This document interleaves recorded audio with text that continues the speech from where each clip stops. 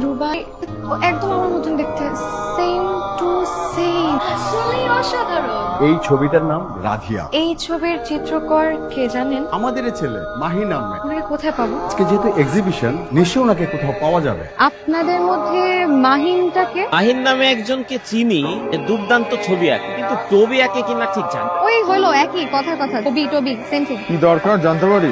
বেশি কথা বল। আমি জিজ্ঞেস করেছি আপনি চিনেন কিনা। কে না কে কার ছবি এঁকেছে, তোর চেহারার সাথে না আমার একটু মিলে গেছে। কি এমন মহাভারত অশুদ্ধ হয়েছে? গ্যালারির ছবিতে হাত দেওয়া নিষেধ লেখা আছে, কারণ ছবি হাত দিয়ে নয়, চোখ দিয়ে স্পর্শ করতে। আমি সেই থেকে আপনাকে দেখছি, আমার সাথে এরকম আচরণ, মানে আপনার প্রবলেমটা কি?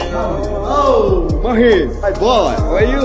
আপনি তাহলে মাহিন? তাহলে এতক্ষণ আপনি আমার সাথে মিথ্যা বললেন কেন? মিথ্যা বলেছি কারণ আপনার রাগি রাগি চেহারাটা দেখতে খুব ভালো লাগছিল। মানুষ পটাতে তো দেখি আপনি ভীষণ পুট। তাছাড়া আমি আপনাকে কখনো বলেছি যে আমি আপনার উপরে রাগ? ওয়েটের চিত্র, তাই আমার কাজ হচ্ছে সাবজেক্টের মনের কথা যে ফুটিয়ে তোলা। আপনার ইমেজিনেশনে আমার ইমেজ কোথা থেকে পেলেন?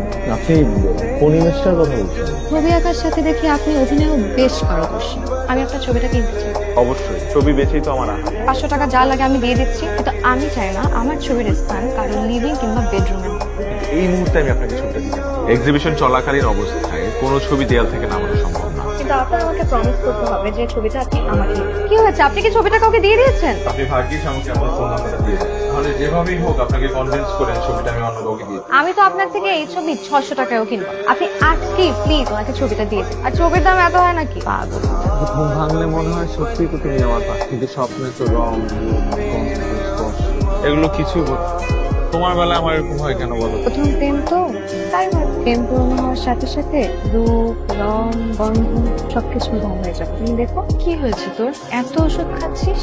কই কিছু না তো। আরে মা কিছু হলে শুধু শুধু ওষুধ খাইয়ে আমাকে একদম দেখবি অসুস্থ বানিয়ে ফেলে। ভাত দে তো।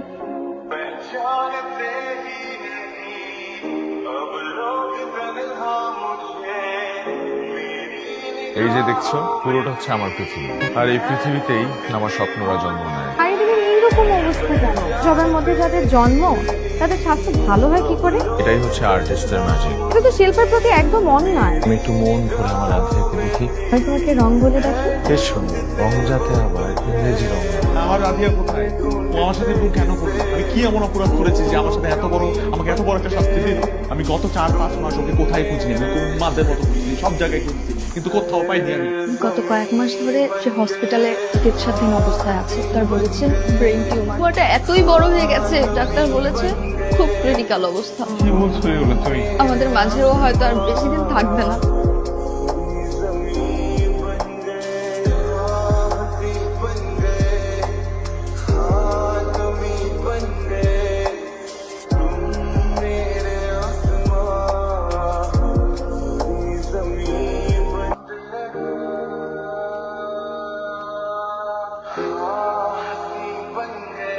এই পৃথিবীর চারিদিকে কত অপরূপ সৌন্দর্য ছড়িয়ে ছিটিয়ে আছে। যখন বেঁচে থাকি তখন আমরা কিছুই খেয়াল করি না, কিংবা সবকিছু কত তুচ্ছ করে দেখি। আর যখন সময় ফুরিয়ে আসে তখন একরাশ হাহাকার আর চোখের সামনে কিছু অন্ধকার জোনাকি পোকা ছাড়া আর কি বাকি।